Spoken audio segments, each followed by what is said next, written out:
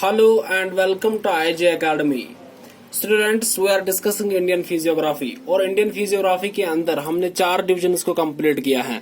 सबसे पहला डिवीजन जो मैंने आपके साथ डिस्कस किया उसका नाम था हिमालयाज। हिमालयाज के नीचे होते हैं नॉर्दर्न प्लेन्स, उसके बाद यहाँ पे वेस्टर्न साइड से आपको मिलेगा ग्रेट इंडियन डेजर्ट, और बाद में हमने देखा था कि नॉर्दर्न प्लेन से नीचे जो आपको रीजन मिलता है उसे हम कहते हैं पेनिनसुलर प्लेट्यू, है ना। और पेनिनसुलर प्लेट्यू के अंदर मैंने आपको 3 यहाँ पे दिखाए कि 3 डिविजन्स होते हैं पेनिनसुलर प्लेट्यू के। जो ऊपर वाला साइड होता है विंध्य रेंज के ऊपर उसे हम कहते हैं सेंट्रल हाईलैंड्स, और इसके नीचे जो होता है इसे हम कहते हैं डेक्कन प्लेट्यू, और यहाँ पे जो नॉर्दर्न ईस्टर्न रीजन आपको दिखेगा इसे हम कहते हैं Meghalaya plateau. And remember, Meghalaya plateau जो है ये इस मेन पेनिनसुलर प्लेट्यू से सेपरेटेड है by gap that is known as Malda gap. आज का टॉपिक कोस्टल प्लेन्स, है ना। आज के टॉपिक पे हम डिस्कस करेंगे कोस्टल प्लेन्स को, और इसके साथ साथ जो आइलैंड ग्रुप्स हैं इंडिया में उनको हम यहाँ पे डिस्कस करेंगे। सबसे पहली बात, कोस्टल प्लेन्स होता क्या है। जो आप यहाँ से वेस्टर्न घाट्स देख रहे हैं और जो यहाँ से आप अरेबियन सी देख रहे हैं, तो इसके बीच में जो आपको ये रीजन मिलता है ना, जो मैंने ब्लैक लाइन से मार्क किया है, इसी को हम कहते हैं क्या, कोस्टल प्लेन। अब जो कोस्टल प्लेन है अगर आप वेस्टर्न साइड से देखोगे तो इसे हम कहते हैं वेस्टर्न कोस्टल प्लेन, है ना। और जो ईस्टर्न साइड से आपको दिखता है इसे हम कहते हैं ईस्टर्न कोस्टल प्लेन। तो कुछ है ही नहीं कि कोस्टल प्लेन्स हमारे पास 2 टाइप्स के होते हैं। वेस्टर्न साइड से कौन होता है, वेस्टर्न कोस्टल प्लेन, और ईस्टर्न साइड से कौन होता है, ईस्टर्न कोस्टल प्लेन। वेस्टर्न घाट से लेकर अप टू द लाइन, है ना, जो यहाँ पे अरेबियन सी की है यहाँ पे है, तो यहाँ तक जो एरिया आपका आता है इसे हम कहते हैं वेस्टर्न कोस्टल प्लेन, और अकॉर्डिंगली जो यहाँ से होता है इसे हम कहते हैं ईस्टर्न कोस्टल प्लेन। अब सबसे पहली बात क्या है, सबसे पहली बात अगर आप देखेंगे तो वेस्टर्न कोस्टल प्लेन जो है, western coastal plane and eastern coastal plain के बीच में डिफरेंसेस क्या हैं। सबसे पहली डिफरेंस है कि अगर आप वेस्टर्न कोस्टल प्लेन को देखोगे सो इट इज नैरोअर, ये थोड़ा बहुत यहाँ पे है ना, इसकी ब्रेडथ कम है। लेकिन वही अगर आप ईस्टर्न कोस्टल प्लेन देखोगे तो ये थोड़ा बहुत ब्रॉड है देन वेस्टर्न कोस्टल प्लेन, है ना। दूसरी डिफरेंस ये है कि वेस्टर्न कोस्टल प्लेन में डेल्टा वेल्टा नहीं बनते हैं, है ना, लेकिन ईस्टर्न कोस्टल प्लेन में यहाँ पे डेल्टा बनते हैं, है ना। तो डेल्टा क्यों बनते हैं, क्योंकि यहाँ से जो वेस्टर्न घाट से रिवर्स आते हैं लाइक महानदी, गोदावरी, कृष्णा, कावरी, है ना, तो वो यहाँ पे ईस्टर्न घाट्स को क्रॉस करके जाती हैं और फाइनली जो है अपनी डिपॉजिट्स को यहाँ पे है ना एक्यूमुलेट करती हैं, और इसकी वजह से यहाँ पे बहुत ज्यादा डेल्टा फॉर्मेशंस होती हैं। और इसीलिए अगर आप देखेंगे ईस्टर्न घाट्स का ये रीजन, तो इट इज एग्रीकल्चर, ये बहुत ही रिच है ना। इसके बाद अगर आप देखेंगे तो सबसे पहले हम डिस्कस करेंगे किसको, वेस्टर्न कोस्टल प्लेन को। So this region is western coastal plain. अब इसी रीजन को मैं उठाऊंगा और यहाँ पे मैं अलग से आपको शो करूंगा। तो इस रीजन को मैंने उठा दिया और यहाँ पे मैं इसको ले आया, है ना। तो जो ही मैं यहाँ पे इसको ले आता हूं तो ये है आपका रीजन। सबसे पहले अगर आप देखेंगे तो ये जो वेस्टर्न कोस्टल प्लेन है इसके डिविजन्स में करूंगा फ्रॉम नॉर्थ साउथ, है ना। जब मैं नॉर्थ साउथ यहाँ पे जाऊंगा तो जो सबसे पहला डिवीजन मुझे दिखेगा उसका नाम है क्या, गुजरात कोस्ट, है ना। यानी कि जो यहाँ पे एरिया आपको दिखेगा इसे हम कहते हैं गुजरात कोस्ट। क्या कहते हैं, ये है गुजरात कोस्ट। उसके बाद गुजरात के नीचे आता है महाराष्ट्र, और महाराष्ट्र के अंदर जो आपको दिखेगा उसे हम कहते हैं कोंकण कोस्ट। क्या कहते हैं, कोंकण कोस्ट। कोंकण कोस्ट क्या है, इट इज महाराष्ट्र कोस्ट, है ना। इसके बाद नीचे आओ कि गोवा से लेकर जो कर्नाटका तक है ना, तो इसको हम कहते हैं कनाड कोस्ट। क्या कहते हैं, इसे हम कहते हैं कनाड कोस्ट। अब जो एक कनाड कोस्ट है अगर आप देखेंगे तो कनाड कोस्ट यहाँ पे किसका कोस्ट है, कर्नाटका का कोस्ट, है ना। इसके बाद जो नीचे कनाड के नीचे आपको मिलेगा एक और कोस्ट जिसे हम कहते हैं मालाबार कोस्ट, है ना। अब मालाबार कोस्ट यहाँ पे इन कोस्ट्स में से इंपॉर्टेंट है, लेकिन सबसे पहले आप देख लो starting from north and moving up to south, है ना। सबसे पहले गुजरात कोस्ट, उसके बाद महाराष्ट्र के कोस्ट को हम कहते हैं कोंकण कोस्ट, उसके बाद कर्नाटक के कोस्ट को हम कहते हैं कनाड कोस्ट, और इसके बाद यहाँ पे देखेंगे केरला के कोस्ट को हम कहते हैं मालाबार कोस्ट। अब मालाबार कोस्ट क्यों इंपॉर्टेंट है, क्योंकि यहाँ पे आपको लगून्स दिखेंगे। कौन दिखेंगे, लगून, है ना, या जिनको कहा जाता है ब्रैक वाटर भी। क्या कहा जाता है, बैक वाटर भी इसको कहा जाता है। अब लगून क्या होता है, ये एक छोटी सी वाटर बॉडी होती है। अगर आप देखेंगे तो जहां पे अगर आप देखेंगे इसके माउथ पे तो यहाँ पे कुछ सेडिमेंट्स होते हैं या कुछ एक्यूमुलेशंस होती हैं जो इस वाटर बॉडी को सेपरेट करती हैं, ना। इसे हम कहते हैं लगून। क्या कहते हैं, लगून, है ना। तो ये आपको कोस्ट पे ही दिखेगी। और यहाँ पे जो लगून्स होते हैं मालाबार कोस्ट में, उन लगून्स को कहा जाता है कयाल। क्या कहते हैं, कयाल उसको कहा जाता है। और सबसे जो बेहतरीन एग्जाम्पल है ना इस लगून की केरला के अंदर, वो है वेम्बनाड लेक। कौन, सो वेम्बनाड लेक। तो आपके सिलेबस में है ना यहाँ पे important rivers and lakes of India, तो ये इंपॉर्टेंट यहाँ पे है। जब हम रिवर्स एंड लेक्स करेंगे ना तो वहां पे फिर जिससे हम इस चीज को यहाँ पे डेप्थ में पढ़ेंगे। अभी तक के लिए इतना याद रख कि यहाँ पे मालाबार कोस्ट के अंदर आपको बहुत सारे बैक वाटर्स मिलते हैं, लगून्स मिलते हैं, और लगून्स को कहा जाता है कयाल, है ना। और सबसे बेहतरीन एग्जाम्पल जो है वो वेम्बनाड लेक है। इतना यहाँ पे हो गया। इसके बाद अगर आप देखेंगे तो इसके बाद यहाँ पे स्टार्ट होता है eastern coastal plain. Eastern coastal plain जो है ये आपको बराबर ओराइसा से दिखेगा, और यहाँ पे कहाँ तक ये जाता है, तमिलनाडु की कोस्ट तक। यहाँ पे आपका कौन आता है, जिसे हम कहते हैं ईस्टर्न कोस्टल प्लेन। और इसी तरीके से अगर आप देखेंगे तो यहाँ पे ओडिशा के अंदर होता है जिसे हम कहते हैं ओडिशा कोस्ट, है ना, इसे हम कहते हैं ओडिशा कोस्ट। इसी तरीके से अगर आप देखेंगे तो यहाँ पे ओडिशा कोस्ट हो गया। इसके बाद अगर आप नीचे जाएंगे तो ये हो गया ओडिशा कोस्ट, है ना। इसके बाद अगर आप नीचे जाएंगे तो ओडिशा के नीचे जो आपको मिलेगा उसे हम कहते हैं क्या, आंध्रा कोस्ट, है ना। और आंध्रा कोस्ट के बाद जो तमिलनाडु का कोस्ट है इसे हम कहते हैं कोरामंडल। क्या कहते हैं, कोरोमंडल। ये है हमारा Coromandel coast. So this is Andhra coast, और ये जो है ऊपर आप देख रहे हैं दिस इज ओडिशा कोस्ट। ये क्या है, ये ओडिशा कोस्ट है ना। तो Odisha coast, Andhra coast, Coromandel coast, और यही है डिविजन फ्रॉम नॉर्थ साउथ जब भी हम जाते हैं ईस्टर्न कोस्टल प्लेन्स में, है ना। तो एज ए होल अगर हम देखेंगे तो जनरली इसको दो ही में डिवाइड किया जाता है। एक होता है जिसे हम कहते हैं नॉर्दर्न सिरकार, क्या कहते हैं, नॉर्दर्न सिरकार, और दूसरा होता है कोरामंडल कोस्ट। लेकिन अगर आप डीप में जाओगे ना तो यहाँ पे ओडिशा कोस्ट अलग दिखेगा, आंध्रा कोस्ट, कोरामंडल कोस्ट, है ना। और ओडिशा कोस्ट यहाँ पे माना जाता है कि यहाँ पे एक रिवर है जिसका नाम है सुबर्णरेखा रिवर। उसके बाद आंध्र प्रदेश के अंदर दो रिवर्स आपको मिलेंगे, one is Pulicat river, another is Kolleru river, है ना। तो सॉरी, रिवर्स नहीं है ये, पुलिकट लेक है, कोलीरो लेक है ना। ये लेक्स आपको यहाँ पे मिलते हैं। तो मैं चाहता हूँ कि इन लेक्स को मैं अलग से आपको पढ़ाऊं, इसलिए मैं इन चीजों को यहाँ पे स्किप कर रहा हूँ, है ना। और तमिलनाडु के अंदर आपको मिलेगा कौन, कोरामंडल कोस्ट। लेकिन यहाँ पे जो है पॉइंट 2-3 जो है वो यहाँ पे इम्पोर्टेंट है। सबसे पहले नाम जो है यहाँ पे अगर आप देखेंगे तो ये है पुलिकट लेक, और पुलिकट लेक के ऊपर आपको एक रीजन मिलेगा, एक आइलैंड छोटा सा आपको मिलेगा जिसे हम कहते हैं श्रीहरिकोटा। सबसे पहले श्रीहरिकोटा क्यों इंपॉर्टेंट है, अब श्रीहरिकोटा क्यों इंपॉर्टेंट है, तो ये है आपका श्रीहरिकोटा, है ना। तो श्रीहरिकोटा जो यहाँ पे है ये आपको मिलेगा पुलिकट लेक के ईस्टर्न साइड पे। अब श्रीहरिकोटा क्यों इंपॉर्टेंट है, क्योंकि अगर आप देखेंगे तो ये एक लॉन्चिंग सेंटर है ना, तो एक सैटेलाइट लॉन्चिंग सेंटर है इंडिया का। It is a satellite launching centre, है ना। जो हमारे पास ऑर्गेनाइजेशन है ना, space organisation, ISRO, Indian space research organisation, तो यहाँ से अपनी बहुत सारी सैटेलाइट्स को लॉन्च करती हैं इसी रीजन से, है ना। इसके बाद जो दूसरा पॉइंट यहाँ पे इंपॉर्टेंट है वो यहाँ पे अगर आप देखेंगे तो वो ये हुआ सुबर्णरेखा रिवर, इसके नीचे है चिल्का लेक, और चिल्का लेक के ईस्टर्न साइड पे आप एक आइलैंड देखोगे जिसे हम कहते हैं व्हीलर आइलैंड। अब जो व्हीलर आइलैंड है ये भी बहुत ज्यादा न्यूज में होता है। अब व्हीलर आइलैंड क्यों न्यूज में होता है, व्हीलर आइलैंड जो है ये इसलिए यहाँ पे न्यूज में होता है क्योंकि अगर आप देखेंगे तो यहाँ पे रेगुलर मिसाइल टेस्टिंग होती है। क्या होती है, रेगुलर मिसाइल टेस्टिंग की वजह से न्यूज में आया है।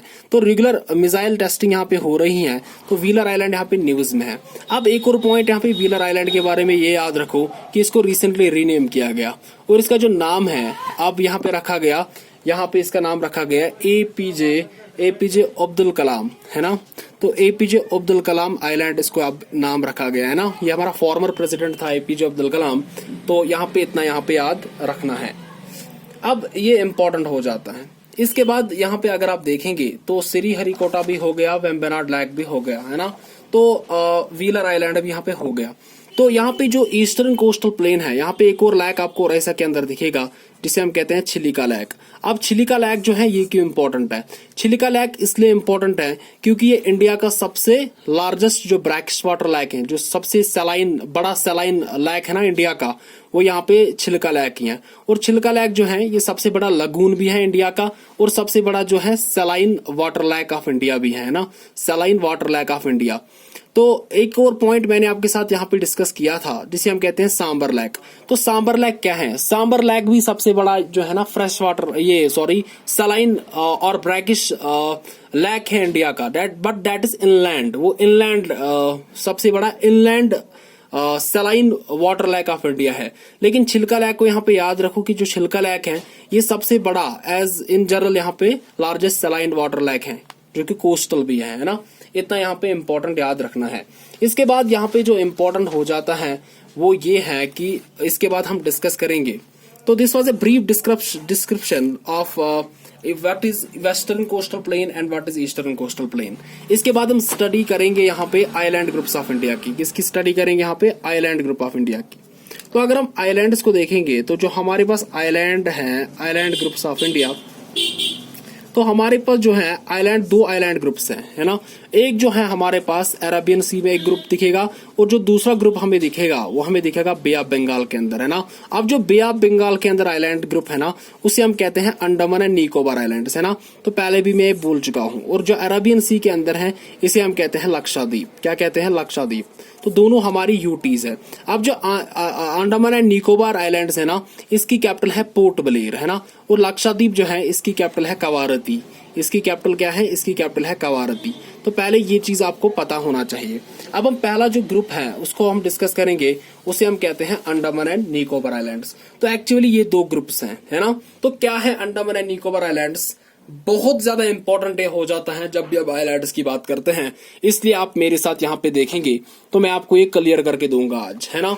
तो सबसे पहली बात अगर आप देखेंगे तो अंडमान एंड निकोबार आइलैंड्स को कैसे स्टार्ट किया जाता है। जब भी अंडमान एंड निकोबार आइलैंड्स की बात की जाती है तो सबसे पहला जो नाम है वो है कुको आइलैंड। लेकिन कुको आइलैंड जो है ये म्यांमार का है, ये इंडिया का नहीं है, है ना। ये बे ऑफ बंगाल के अंदर। उसके बाद कोको आइलैंड को छोड़ो, इसके बाद नीचे आ जा। नीचे आपको एक आइलैंड मिलेगा जिसे हम कहते हैं लैंडफॉल आइलैंड। ये एक ही बार आप ड्रा करो, खुद से ड्रा करो ना तो एक ही बार आपका कंफ्यूजन आज हो जाएगा। ये सबसे बड़ा कंफ्यूजन है। क्या है अंडमान, क्या है निकोबार, क्या है नॉर्थ अंडमान, लिटिल अंडमान पता नहीं हमें कहाँ है। इनके बीच में कोई चैनल है तो उसको भी आज हम डिस्कस यहाँ पे करेंगे। आप बने रहे ना मेरे साथ, तो सब कुछ मैं आपको एक पेज पे दिखाऊंगा। अंडमान एंड निकोबार है क्या चीज, और जितनी भी चैनल्स है ना तो उनको भी मैं आपके साथ डिस्कस करूंगा। आप बनिए रहिए हमारे लेक्चर सीरीज में।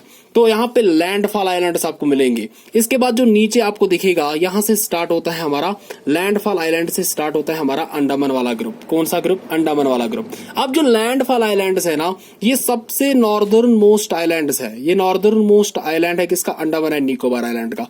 इसके बाद लैंडफॉल आइलैंड से जो ही आप नीचे जाएंगे तो यहाँ पे आपको दिखेगा north Andaman. This is north Andaman. North Andaman से नीचे जाएंगे तो दिस इज मिडल अंडमान। क्या है? मिडल अंडमान। मिडल अंडमान से नीचे जाएंगे दिस इज साउदर्न अंडमान, है ना। इसके बाद साउदर्न अंडमान के बाद यहाँ पे आपको दिखेगा एक और, जिसे हम कहते हैं लिटिल अंडमान। क्या कहते हैं? This is little Andaman. ये यहाँ पे है लिटिल अंडमान। लिटिल अंडमान के नीचे जो आपको दिखेगा, है ना, तो यहां से आप स्टार्ट होगा हमारा निकोबार आइलैंड। ये अंडमान ग्रुप चल रहा है, ये जो है ना ये अंडमान ग्रुप चल रहा है। This is Andaman group of islands. This is Andaman group. Andaman group के बाद यहाँ पे स्टार्ट होगा निकोबार, है ना। तो ये यहाँ पे स्टार्ट होगा निकोबार आइलैंड्स। अब यहाँ पे इंपॉर्टेंट यहाँ पे देखो क्या है। सबसे पहली बात यहाँ पे जो ही आप जाएंगे निकोबार आइलैंड्स में तो सबसे पहला जो आइलैंड आपको निकोबार आइलैंड्स का दिखेगा उसे हम कहते हैं कार निकोबार। क्या कहते हैं? Car Nicobar island. Car Nicobar island के नीचे जो ही आप जाएंगे तो यहाँ पे आपको दिखेगा लिटिल निकोबार। कौन दिखेगा? लिटिल निकोबार। इसको ड्रा कर आपको लग रहा है ना, अभी मैं आपको इसमें इंपॉर्टेंट पॉइंट्स निकाल के दूंगा। लिटिल अंडमान के नीचे जो आपको मिलेगा उसे हम कहते हैं ग्रेट निकोबार। अगर आपने इतना यहाँ पे ड्रा किया ना तो आपका अंडमान एंड निकोबार आइलैंड्स हो गया, है ना। तो यहाँ पे स्टार्ट में जा, पहले से स्टार्ट कर। तो बोल पहले कोको आइलैंड कहाँ का है? म्यांमार का, है ना। अब जो लैंडफॉल आइलैंड्स है ये नॉर्दर्न मोस्ट आइलैंड है। अब इंपॉर्टेंट क्या है, जो कोको आइलैंड म्यांमार का है ना और लैंडफॉल आइलैंड इंडिया का है, इनके बीच में एक चैनल है, उसे हम कहते हैं कोको चैनल। तो कोको चैनल कुछ भी नहीं है। Coco channel is a channel between Coco islands of Myanmar and Landfall islands of Andaman and Nicobar islands India. इतना याद रख। इसके बाद मैं आऊंगा नॉर्थ अंडमान पे। नॉर्थ अंडमान अब क्यों इंपॉर्टेंट है? क्योंकि यहाँ पे आपको एक पीक दिखेगा जिसे हम कहते हैं सैडल पीक। क्या कहते हैं? Saddle peak. और सैडल पीक जो है it is the highest peak of Andaman and Nicobar islands and it is the highest peak of north Andaman also, है ना। इसके बाद मिडल अंडमान में आ। मिडल अंडमान का हाईएस्ट पीक है जिसे हम कहते हैं माउंट डियोवाली। क्या कहते हैं? माउंट डियोवाली। इसके बाद नीचे आ, साउथ अंडमान में आ। साउथ अंडमान का सबसे पहला पॉइंट पता है क्यों इंपॉर्टेंट है? क्योंकि यहीं पे है ना पोर्ट ब्लेयर। पोर्ट ब्लेयर जो यहाँ पे है ना, पोर्ट ब्लेयर यहीं पे है। ये सबसे पहला पॉइंट है। दूसरा पॉइंट ये है कि यहाँ पे आपको दो इंपॉर्टेंट पीक्स दिखेंगे। वन इज माउंट कोयोबो, एक का नाम है माउंट कोयोबो और दूसरा जो नाम यहाँ पे है दैट इज माउंट हैरियट। इसलिए डायरेक्ट आपसे क्वेश्चन पूछेगा Mount Harriet, Mount Koyob, Saddle Peak कहाँ पे है?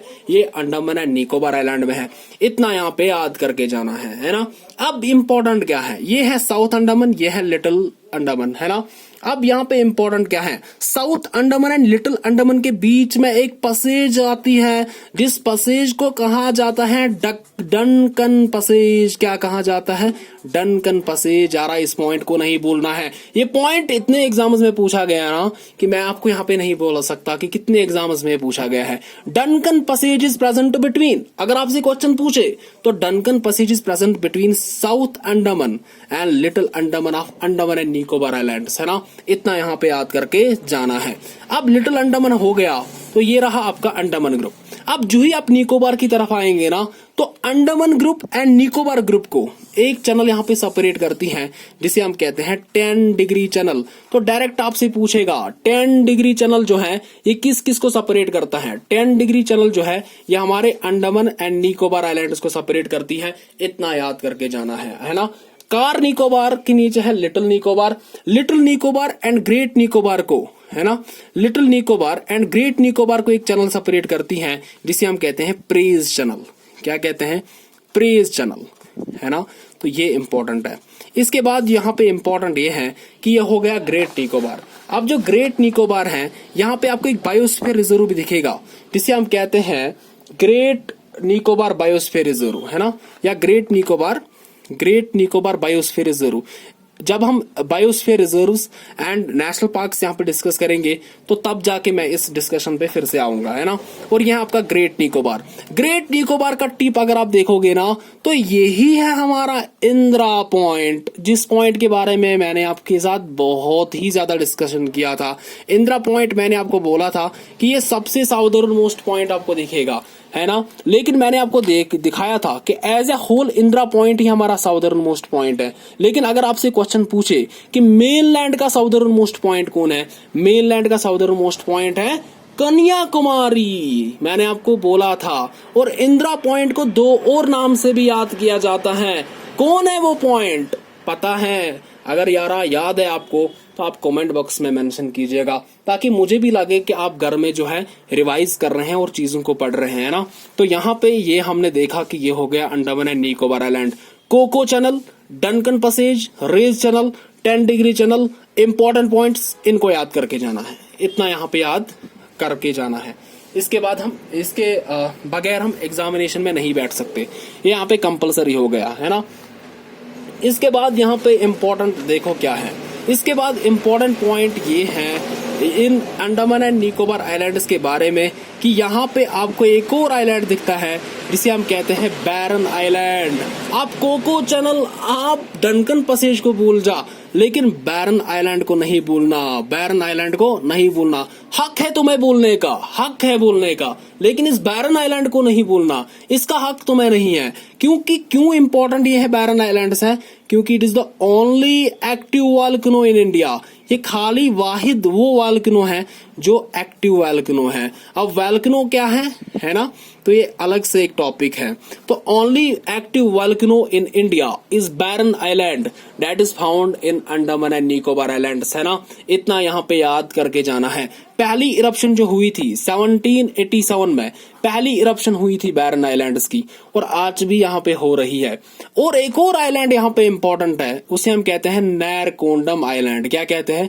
नेरकोंडम आइलैंड। अब नेरकोंडम आइलैंड क्यों इंपॉर्टेंट है? क्योंकि यहाँ पे ये एक डॉर्मेंट वॉल्केनो है। अब डॉर्मेंट वॉल्केनो क्या है? डॉर्मेंट वॉल्केनो का मतलब कि पहले यहाँ पे वॉल्केनोज हुआ करते थे लेकिन अब नहीं हो रहे, अब ये शांत है ना। डॉर्मेंट मीन शांत, है ना, सोया हुआ, इसलिए यहाँ पे डॉर्मेंट वॉल्केनो आपको दिखेगा। इसके अलावा बे ऑफ बंगाल के अंदर कुछ और आइलैंड्स भी हैं, इतना ही नहीं है। तो बे ऑफ बंगाल में आपको कुछ और आइलैंड्स भी दिखते हैं। और सबसे बड़ा नाम जो है ना वो पेम्बन आइलैंड्स का है। किसका है? पेम्बन आइलैंड्स का है। अब जो पेम्बन आइलैंड्स है ये क्या है? अगर आप देखेंगे पैम्बन आइलैंड्स को, तो ये क्यों इंपॉर्टेंट है? मैंने आपको बताया था कि ये फॉर एग्जांपल है India and this is Sri Lanka. India and Sri Lanka को सेपरेट करती है एक स्ट्रेट जिसे हम कहते हैं पालक स्ट्रेट, बताया था मैंने आपको। और एक और गल्फ होता है जिसे हम कहते हैं गल्फ ऑफ मन्नार, है ना। गल्फ ऑफ मन्नार के अंदर आपको एक आइलैंड दिखता है जिसे हम कहते हैं पंबन आइलैंड। अब पंबन आइलैंड क्यों इंपॉर्टेंट है? क्योंकि यही it is a part of Adam's bridge. किसका पार्ट है? Adam's bridge. एडम्स ब्रिज क्या है? और यहाँ पे एक इश्यू भी आपको बहुत ज्यादा हाईलाइट देखने को मिलेगा जिसे हम कहते हैं राम सेतु इशू। क्या कहते हैं? राम सेतु इशू। तो क्या है एडम्स ब्रिज? क्या है पंबन आइलैंड? और पंबन आइलैंड को एक और नाम दिया जाता है रामेश्वरम आइलैंड, है ना। तो Adams bridge, Ram Setu issue, है ना। आप घर में जाओ, आप गूगल निकालो और यहाँ पे सर्च मारो Pamban islands, Adam's bridge and Ram Setu issue. इसके बारे में आप डीप में पढ़ सकते हैं, है ना। ये इंडिया एंड श्रीलंका के बीच में बहुत समय से यहाँ पे इशू चल रहा था, राम सेतु इशू। तो इसको पढ़िएगा, है ना। तो इतना मैं बोल सकता हूँ कि एडम्स ब्रिज जो है ये एक नेचुरल ब्रिज था जो कनेक्ट करता है जो कनेक्ट करता है हमारे इंडिया और श्रीलंका को। इतना मैं यहाँ पे बता सकता हूँ। तो this was a brief overview of Andaman and Nicobar island and all the important islands which are present in bay of Bengal, है ना। इसके बाद यहाँ पे इम्पोर्टेंट क्या है? इसके बाद जो दूसरा ग्रुप ऑफ आइलैंड है वो है अरेबियन सी का, और उसे हम कहते हैं लक्षद्वीप आइलैंड। क्या कहते हैं? लक्षद्वीप आइलैंड्स। अब लक्षद्वीप आइलैंड्स के बारे में क्या क्या चीजें इंपॉर्टेंट है? सबसे पहला पॉइंट ये है कि लक्षद्वीप आइलैंड्स को पहले कहा जाता था लैकाड्यू, मिनाकॉय एंड एमेंदीवे आइलैंड्स। पहले ये पहला नाम है इसका। क्या था? लैकाड्यू, मिनाकॉय एंड एमेंदीवे आइलैंड्स, इसको पहले कहते थे, है ना। इसके बाद क्या हुआ? The year was 1973 when the then government renamed it as Lakshadweep islands, है ना। तो लक्षद्वीप आइलैंड्स इसको नाम पड़ा 1973 में। इससे पहले इसको लैकाड्यू, मिनाकॉय एंड एमेंदीवे आइलैंड्स कहते थे, है ना। अब यहाँ पे इंपॉर्टेंट क्या है? जो ये लक्षद्वीप आइलैंड्स हैं, यहाँ पे भी आपको दो ग्रुप्स मिलेंगे। एक ऊपर वाला ग्रुप है, इसे हम कहते हैं लक्षद्वीप, और दूसरा वाला ग्रुप जो आपको नीचे दिखेगा उसे हम कहते हैं मिनाकॉय आइलैंड्स। क्या कहते हैं? मिनिकॉय आइलैंड्स। इसको कहा जाता है मिनिकॉय आइलैंड्स, है ना। तो इसके बाद अगर आप देखेंगे तो जो ये लक्षद्वीप है और मिनाकॉय आइलैंड्स है, तो पहली बात ये है कि जो मिनाकॉय आइलैंड्स है ना, ये मिनाकॉय आइलैंड सबसे लार्जेस्ट यहाँ पे आपको दिखेगा आइलैंड। किसका? ये लार्जेस्ट आइलैंड ग्रुप है। किसका? It is the largest island group of Lakshadweep, है ना। ये पहला पॉइंट है। दूसरा पॉइंट यहाँ पे ये है कि जो ये लक्षद्वीप ग्रुप है और ये मिनाकॉय ग्रुप है, इसके बीच में एक चैनल आती है, उसे हम कहते हैं 9 डिग्री चैनल। क्या कहते हैं? This is 9 degree channel. So 9 degree channel is nothing. 9 degree channel कुछ भी नहीं है यार। 9 डिग्री चैनल क्या है? 9 डिग्री चैनल कुछ भी नहीं है। 9 degree channel is a channel between Lakshadweep and Minicoy islands, है ना। इसे हम कहते हैं 9 डिग्री चैनल। इसके बाद यहाँ पे इंपॉर्टेंट क्या हो जाता है? इसके बाद यहाँ पे इंपॉर्टेंट ये है कि जो ही आप मिनाकॉय आइलैंड से नीचे जाएंगे तो आपको मिलेगा मालदीव्स। कौन आपको मिलेगा? मालदीव्स। और यहाँ पे आपको याद रखना है कि मालदीव्स एंड मिनाकॉय आइलैंड्स के बीच में भी एक चैनल आपको मिलेगी जिसे हम कहते हैं 8 डिग्री चैनल। क्या कहते हैं? 8 डिग्री चैनल। सो 8 degree channel, 9 degree channel, 10 degree channel, ये 3 चैनल्स आप नहीं भूलना, है ना, क्योंकि ये बहुत ही ज्यादा इंपॉर्टेंट है। क्या है? बहुत ही ज्यादा इंपॉर्टेंट। आप ये याद रखना। इसके बाद यहाँ पे इंपॉर्टेंट ये है कि लक्षद्वीप आइलैंड जो है ये आपको 36 आइलैंड्स आपको यहाँ पे दिखेंगे। कितने? 36 आइलैंड्स हैं। छोटे छोटे आइलैंड्स हैं ना, जिनको इकट्ठे हम कहते हैं लक्षद्वीप। ये एक ही आइलैंड नहीं है। और यहाँ पे जो है अगर आप देखेंगे तो लक्षद्वीप का एक आइलैंड है जिसे हम कहते हैं कवारती, है ना। तो ये एडमिनिस्ट्रेटिव हेडक्वार्टर है। किसका? ये लक्षद्वीप का एडमिनिस्ट्रेटिव हेडक्वार्टर है। इसके अलावा यहाँ पे जो है ना 2 और भी दिखेंगे, अगत्ती, इसी तरीके से यहाँ पे है पित्ती, है ना। तो ये सभी जो है ये यहाँ के ये आपको मिलेंगे, है ना। तो इसके बाद यहाँ पे इम्पोर्टेंट क्या हो जाता है? इम्पोर्टेंट यहाँ पे ये है कि जो अंडमान जो ये है ना लक्षद्वीप के हर किसी आइलैंड में बोला जाता है मलयालम। क्या? लक्षद्वीप के हर किसी आइलैंड में जो लैंग्वेज है वो बोली जाती है मलयालम। क्या बोली जाती है? Malayalam. So Malayalam is the language which is spoken in almost all the islands of Lakshadweep except except one, that is Minicoy islands. Minicoy island को छोड़ के हर किसी आइलैंड में मलयालम बोली जाती है, लेकिन मिनाकॉय में क्या बोला जाता है? महल लैंग्वेज। यहाँ पे महल लैंग्वेज बोला जाता है, क्योंकि ये केरला है, केरला में भी मलयालम है ना। केरला के कोस्ट से यहाँ पे दिखेगा आपको कौन? लक्षद्वीप, और इसलिए यहाँ पे लक्षद्वीप में मलयालम बोली जाती है। बट एक्सेप्ट मिनाकॉय, जहाँ पे महल लैंग्वेज जो है वो बोली जाती है ना। इतना यहाँ पे याद करके जाना है। इसके बाद यहाँ पे इम्पोर्टेंट क्या है? इसके बाद यहाँ पे इम्पोर्टेंट ये है कि कुछ और यहाँ पे आइलैंड्स भी आपको अरेबियन सी में दिखेगा, और सबसे बड़ा नाम है सर क्रीक। किसका नाम है? Sir creek. अब ये सर क्रीक है, सर क्रीक के बारे में इम्पोर्टेंट सबसे पहला पॉइंट ये है कि आपको रान ऑफ कच्छ में दिखेगा। कहाँ पे? रान ऑफ कच्छ में आपको ये दिखेगा। रान ऑफ कच्छ कहाँ पे है? ये गुजरात के अंदर है। कहाँ पे है? ये गुजरात के अंदर है। अब सर क्रीक क्यों इंपॉर्टेंट है? सर क्रीक इसलिए इंपॉर्टेंट है because it is a marine boundary line, है ना, बिटवीन इंडिया एंड पाकिस्तान। और दूसरी बात ये है कि जो इंडिया का गुजरात है, इंडिया की गुजरात, और जो पाकिस्तान का सिंध प्रोविंस है, ठीक है ना, तो इसके बीच में एक मैराइन बाउंड्री लाइन है। और सर क्रीक इसलिए यहाँ पे न्यूज में रहता है क्योंकि ये डिस्प्यूटेड टेरिटरी है between India and Pakistan. Pakistan claim करता है हमारा है, इंडिया क्लेम करता है हमारा है, लेकिन अभी तक की स्टोरी ये है कि अभी तक India extends it's jurisdiction over what is called sir creek, है ना। इतना यहाँ पे याद रखना है। तो यहाँ पे थोड़ा बहुत लाइट का इश्यू है ना, यहाँ पे लाइट चली गई तो आपको यहाँ पे क्लियरली नहीं दिख रहा होगा, लेकिन आई होप कि आप इसको यहाँ पे समझ पाएंगे, है ना। इसलिए हम जल्दी से ये टॉपिक जो है ये वाइंड अप यहाँ पे इस टॉपिक को हम करेंगे, क्योंकि यहाँ पे लाइट का मसला है। तो हम इस टॉपिक को यहाँ पे इतना ही रखेंगे। तो इसमें एक और 2 पॉइंट यही है कि जो यहाँ पे एक और पॉइंट है उसका नाम है ग्रेट चैनल, है ना। तो ग्रेट चैनल कहाँ पे है? ग्रेट चैनल जो है ये आपको देखेगा सुमात्रा के अंदर, है ना। ये आपको मैं आप जबानी आप सुनो, क्योंकि यहाँ पे लाइट नहीं है। तो सुमात्रा जो है ये आपको दिखेगा इंडोनेशिया का एक आइलैंड है ना। और इंडोनेशिया में और जो आपका निकोबार है ना इंडिया का, तो इसके बीच में है ग्रेट चैनल, इसको याद रखो, है ना। तो हम इस वीडियो को इतना ही रखते हैं, और इसके साथ ही जो हमारा फिजियोग्राफिक डिवीजन है इंडिया का वो यहाँ पे क्लियर हो जाता है। हम मिलते हैं अपने नेक्स्ट वीडियो में। Till then stay home, stay safe and God bless you all.